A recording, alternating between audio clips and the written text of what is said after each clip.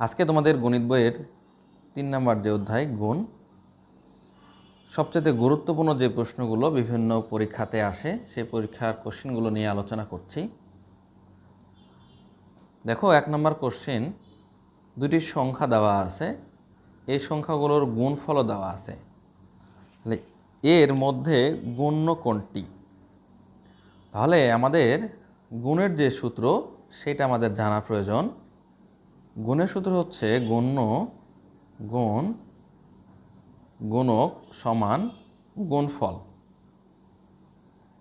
তাহলে যেই সংখ্যাকে আমরা গুণ করি তাকে গুণ্য বলে।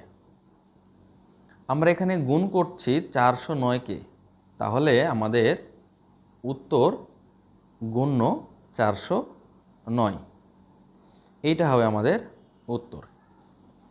2 নম্বর প্রশ্ন দেখো কি বলেছে, গুণ্য বা গুণক যে কোনো একটি শূন্য হলে গুণফল কত?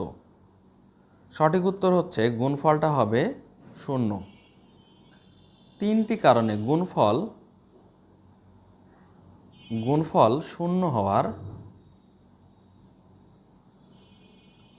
হওয়ার শর্ত 3টি, মনে রাখবা কি কি। 1 নাম্বার, যদি আমাদের গুণ্যটা 0 হয়। 2 নাম্বার, গুণক যদি 0 হয় তাহলে। 3 নাম্বার, গুণক যদি উভয় 0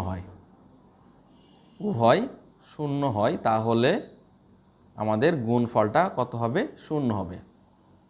তুমি যদি 3-এর সঙ্গে 0 গুণ করো তাহলে সেটা 0 হবে। এখানে আমাদের গুণক 0 হলো। 0-র সঙ্গে তুমি যদি 5 গুণ করো তাহলে গুণফল 0 হবে। এখানে গুণক 0। তুমি যদি 0-র সঙ্গে 0 গুণ করো তাহলে গুণফল 0 হবে। তাহলে এখানে গুণ্য এবং গুণক উভয় 0 হলো। 3 নম্বর প্রশ্ন, যাকে গুণ করা হয় তাকে কি বলে? যাকে গুণ করা হয়, ভালো করে বুঝো। মনে করো তুমি 5 এবং 10 গুণ করছো। তুমি গুণ করছো কাকে? 5কে। তো যাকে গুণ করা হয় তাকে আমরা কি বলি? গুণ্য বলি। গুণফল যদি বলতো তাহলে আমরা বলতাম গুণফল 50। তাহলে 5কে আমরা কি বলি? গুণ্য বলি। আমরা যে সূত্রটা দেখলাম সেখানেও আমরা বলে দিয়েছি সেটা গুণ্য। তাহলে 3 নম্বর প্রশ্নের উত্তরটা হবে গুণ্য। 4 নম্বর প্রশ্নের উত্তর দেখো কি বলে দিয়েছে,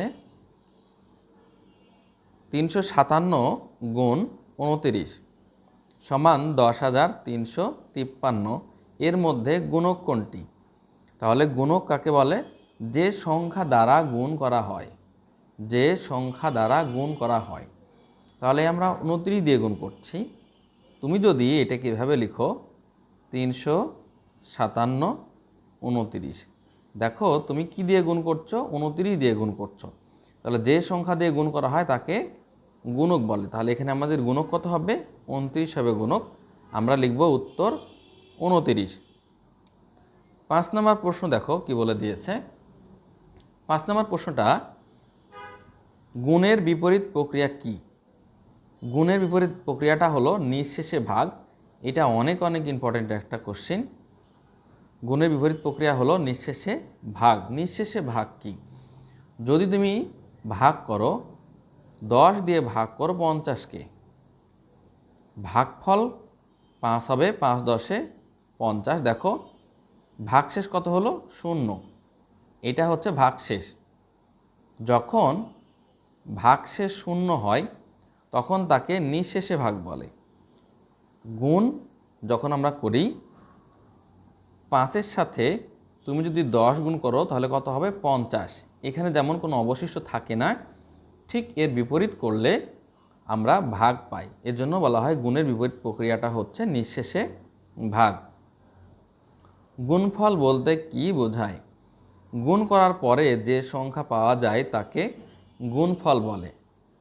যেমনটা আমরা এখানে 5-এর সঙ্গে 10 গুণ করেছি 50 হয়েছে, এই 50 হচ্ছে গুণফল।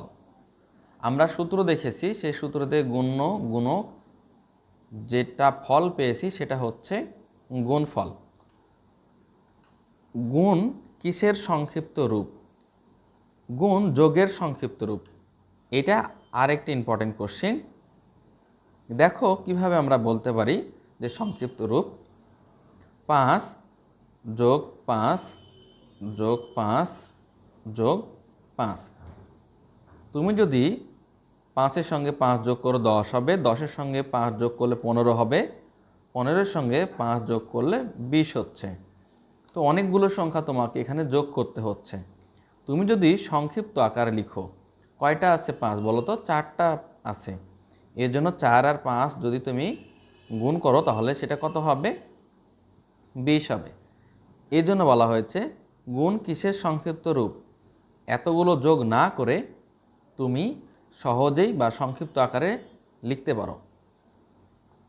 8 নম্বর ইম্পর্টেন্ট কোশ্চেন, গুণ কোন বিধি মেনে চলে? বিধিটা হচ্ছে নিয়ম, বিধিটা হচ্ছে কি বলবো, নিয়ম বা সূত্র। তাহলে গুণ কোন সূত্র মেনে চলবে? বিনিময় বিধি। বিনিময়টা কেমন? বিনিময়টা হচ্ছে তাদের স্থান বিনিময়, আদান এবং প্রদান।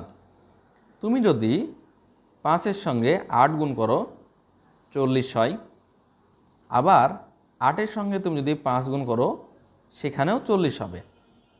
তাহলে এটা কোন শর্ত? এটা হচ্ছে বিনিময় শর্ত, যে বিনিময় বিধি মেনে চলে গুণ। 9 নম্বর প্রশ্ন দেখো কি বলছে, পড়ার সময় এক অযুত এর পরিবর্তে কি বলা হয়? তোমাদের বইয়ে দেখবা লেখা আছে 1 অযুত সমান 10,000। যেহেতু 1 অযুত সমান 10,000, তাহলে পড়ার সময় আমরা এটাকে 10,000 বলবো। সংখ্যা রেখা বামে গেলে সংখ্যার মান কেমন হয়? সংখ্যা রেখার বামে গেলে সংখ্যার মান কেমন হয়? সংখ্যা রেখা সম্পর্কে নিশ্চয়ই তোমাদের ধারণা আছে। দেখো, যদি কোনো রেখাতে সংখ্যার উপস্থাপন করা হয়, সংখ্যা লেখা হয়, তাহলে সেটাকে আমরা সংখ্যা রেখা বলে থাকি। বা কোনো সংখ্যার অবস্থান যদি সংখ্যা রেখায় পাই তাহলে তাকে আমরা সংখ্যা রেখা বলি।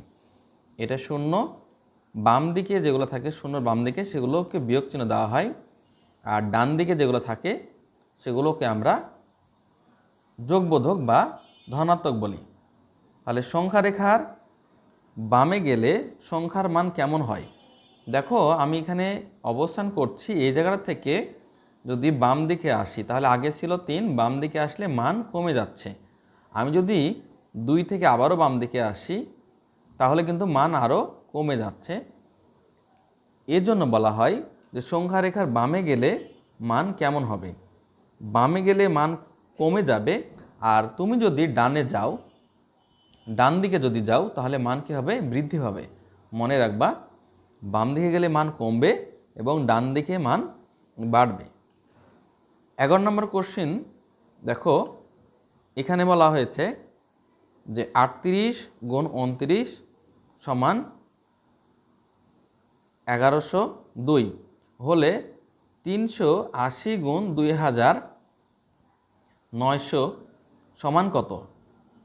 সহজে গুণ করার জন্য আমরা যেটা বুঝি, দেখো, এই যে শূন্য পরবর্তীতে আমরা গুণতে দিয়েছি একটা শূন্য, গুণকে 2টা শূন্য, তাহলে মোট কয়টা শূন্য হলো বলো? মোট 3টা শূন্য হয়েছে। আগের যে আমাদের গুণফল ছিল, আগের গুণফলটা কত ছিল? 1102। তার সঙ্গে আমরা এই 3টা শূন্য আমরা তুলে দিব। তাহলে 3টা শূন্য তুলে দিলে আমাদের যে গুণফল সেই গুণফলটা হয়ে যাবে। দেখো 12 নম্বর কোশ্চিন কি বলেছে, গুণ্য ও গুণকে স্থান বিনিময় করলে গুণফলের কি পরিবর্তন হয়? গুণের অধ্যায়ে এই যে অঙ্কগুলো, সেই অঙ্কগুলো খুব গুরুত্বপূর্ণ অঙ্ক। তাহলে গুণ্য এবং গুণের স্থান পরিবর্তন করলে আমরা আগে এখানে দেখলাম যে গুণ্য এবং গুণের স্থান পরিবর্তন করলে গুণফলের কোনো পরিবর্তন হয়নি, গুণফল কী হয়েছে, আমাদের একই আছে। তো এই জন্য আমরা বলতে পারি গুণ এবং গুণের স্থান বিনিময় করলে, যেহেতু গুণ বিনিময় বিধি মেনে চলে, তাহলে আমাদের গুণফলটা একই থাকবে। এবার দেখো 13 নম্বর একটা প্রশ্ন কি বলেছে, একটি হাঁসের বাচ্চার দাম 46 টাকা, এরূপ 125টি হাঁসের বাচ্চার দাম কত? হাঁসের বাচ্চার দাম দেওয়া আছে একটির এবং চেয়েছে 125টি, তার মানে কি বেশি চাইছে, বেশির জন্য এটাকে আমাদের গুণ করতে হবে। তাহলে আমরা যদি গুণ করি 125 এবং 46, 5-6 গুণ করলে 5-6 30 শূন্য, হাতে থাকবে 3, 6 2 12 আর 3 15, 5 হাতে থাকবে 1, 6 1 6 আর 1 7। আমরা একটা শূন্য দেই, কারণ দশকের স্থানীয় অঙ্ক দিয়ে গুণ করছে যেন একটা শূন্য দিই।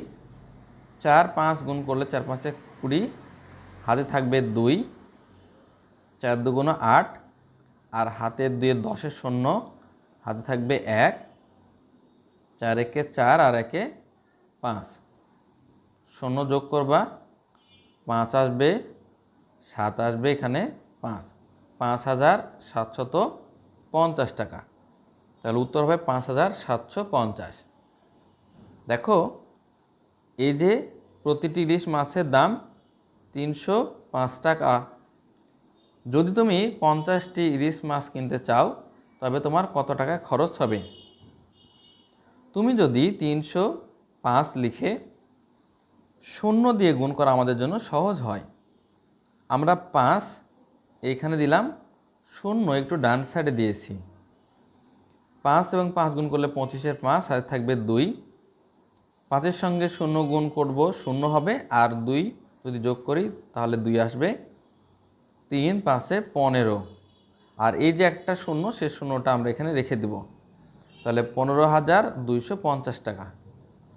আশা করি তোমরা খুব সহজেই বুঝতে পেরেছ। এই অঙ্কগুলো প্র্যাকটিস করতে থাকো, দেখবা তোমার রেজাল্ট খুব ভালো হবে। যদি তোমাদের কোনো অধ্যায়ের সমস্যা থাকে আমাকে বললেই আমি সেগুলো সমাধান করে দেব। ধন্যবাদ, ভালো থেকো।